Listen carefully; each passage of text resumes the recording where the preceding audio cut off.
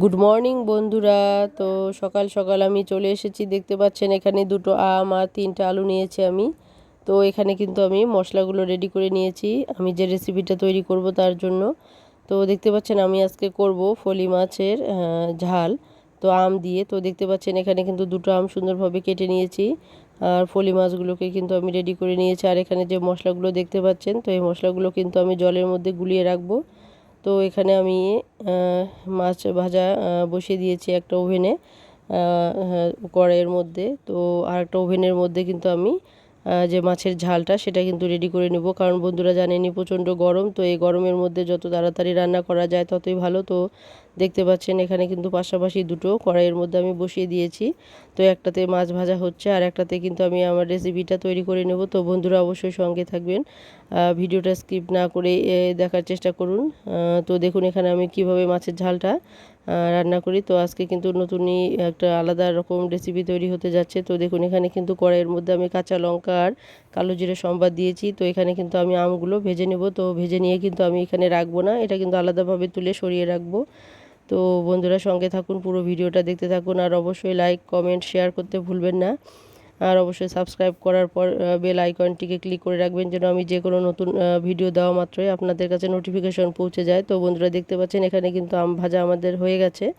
তো আমগুলোকে আমি কিন্তু এখন তুলে নেব আর আলাদাভাবে রেখে দেব। তো বন্ধুরা যারা নতুন বন্ধুরা আছেন তারা শুধু ভিডিও দেখার পর কিন্তু আপনারা স্কিপ করে চলে যান। তো অবশ্যই আপনাদের কাছে অনুরোধ রইল, যারা নতুন নতুন বন্ধুরা ভিডিও দেখছেন তারা অবশ্যই কিন্তু সাবস্ক্রাইব করতে ভুলবেন না, অবশ্যই সাবস্ক্রাইব করবেন। তো বন্ধুরা দেখুন এখানে কিন্তু আমি আমগুলো তুলে নিয়েছি।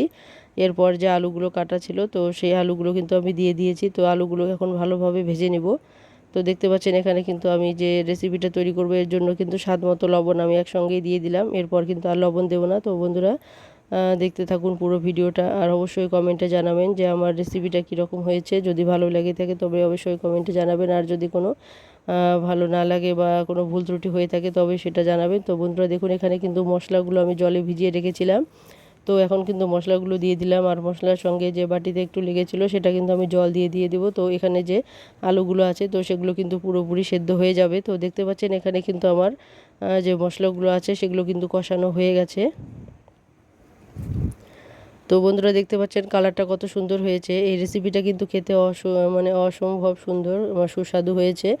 তো যেহেতু এটা আম দিয়ে করা, তো এটা কিন্তু শরীরের পক্ষে, প্রচণ্ড গরমে শরীরের পক্ষে খুবই উপকারী একটা রেসিপি।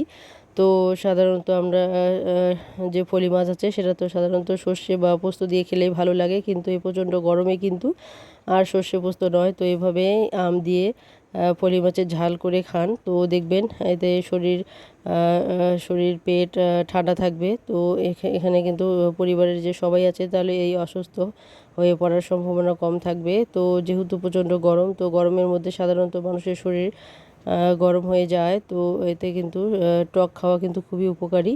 তো সাধারণত আমরা আম নানানভাবে খেয়ে থাকি, আমের চাটনি, আমের আচার। তো এভাবে যদি আম দিয়ে মাছ করা যায় তাহলে কিন্তু একটা বেশ একটা সুস্বাদু রেসিপি হয়ে যায়। তো অবশ্যই আপনারা এই গরমে সর্ষে পোস্ত ব্যবহার না করে এইভাবে আম দিয়ে মাছ করার চেষ্টা করুন, তাহলে দেখবেন এটা খেতেও সুস্বাদু হবে, আবার কিন্তু শরীরের পক্ষেও বেশ উপকার হবে এই গরমের মধ্যে। তো বন্ধুরা অবশ্যই অবশ্যই কমেন্টে জানাবেন যে আমার রেসিপিটা কেমন হয়েছে।